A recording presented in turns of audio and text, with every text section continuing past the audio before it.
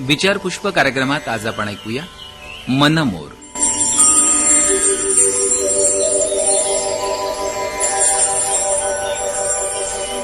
लेखिका आणि संवादिका डॉक्टर वीणा पवार. मराठी भाषा गौरव दिन. नमस्कार मंडळी. जीवनाचा मार्ग असतो, चालण्याचा पथ असतो, तर वाहनांसाठी रस्ता असतो. आहे की नाही गंमत? खरं तर एका ठिकाणाहून दुसऱ्या ठिकाणी जाणं याच एका गोष्टीसाठी चक्क 3 शब्द आपल्या मराठी भाषेत सापडतात. अजूनही काही तुम्हाला नक्की माहीत असतील असे शब्द. छोटीशी गोष्ट, कुठल्याही कार्यक्रमाला उपस्थित राहावं, त्यात भाग घ्यावा म्हणून, किंवा यज्ञ पूजा अशा ठिकाणी देवी देवतांनी यावं म्हणून आवाहन केलं जातं. तर कुस्ती खेळताना मल्ल एकमेकांना आव्हान देतात. थोडासाच फरक आहे. हा फरक बोलताना झाला की किती मोठा बदल अर्थामध्ये होतो. आपल्या मराठीत एका शब्दाला कितीतरी समानार्थी शब्द सापडतात. मुलगी, कन्या, तनया, पोरगी, तरुणी, लेक, पुत्री, कन्या, कुमारी.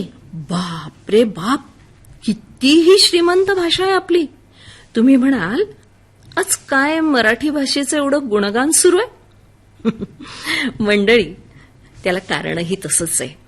आज 27 फेब्रुवारी म्हणजे मराठी भाषा गौरव दिन. आजचाच हा दिवस निवडण्यामागे पण कारण आहे.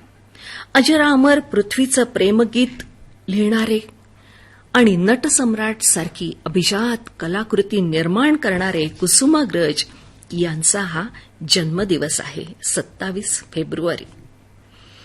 विवा शिरवाडकरांनी आपल्या लेखणीने मराठी भाषेला जे योगदान दिलं त्याबद्दल कृतज्ञता म्हणून त्यांच्या जन्मदिनी मराठी भाषा गौरव दिन साजरा केला जातो.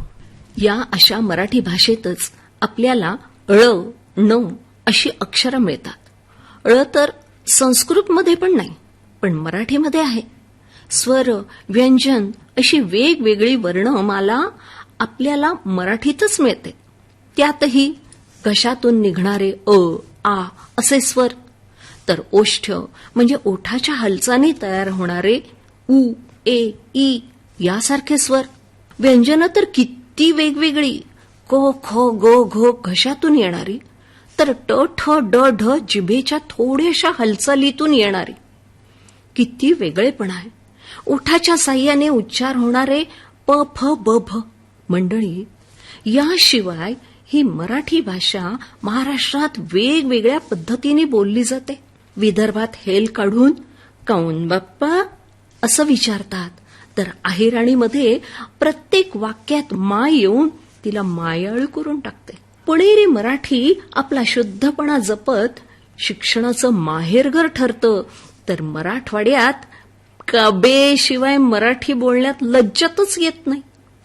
दर 10 कोसावर बदलणारी ही बोलीभाषा प्रत्येक भागातले वेगवेगळे शब्द सामावून घेत गेली आणि आता तर तिला राजमान्यताही मिळाली. या अशा मराठी भाषेच्या गंगेत आपण न्हावून निघतो आहोत आणि म्हणूनच कवी सुरेश भट म्हणतात, लाभले आम्हास भाग्य बोलतो मराठी, जाहलो खरेच धन्य ऐकतो मराठी.